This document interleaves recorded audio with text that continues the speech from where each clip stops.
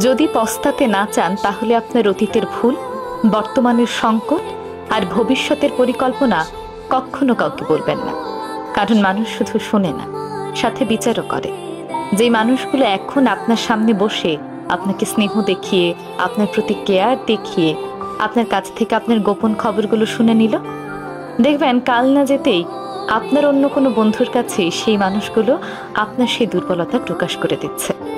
নিজের দুর্বলতা সবার কাছে প্রকাশ করতে নেই, কারণ মানুষ কিন্তু খুঁজে খুঁজে আপনার সেই দুর্বলতায় আঘাত করে বসে। সে আপনার যত কাছের মানুষই হোক না কেন, আপনার সেই দুর্বলতা আপনার কাছেই রাখুন। আপনার দুর্বলতা নিজে নিজে কাটিয়ে ওঠার চেষ্টা করুন।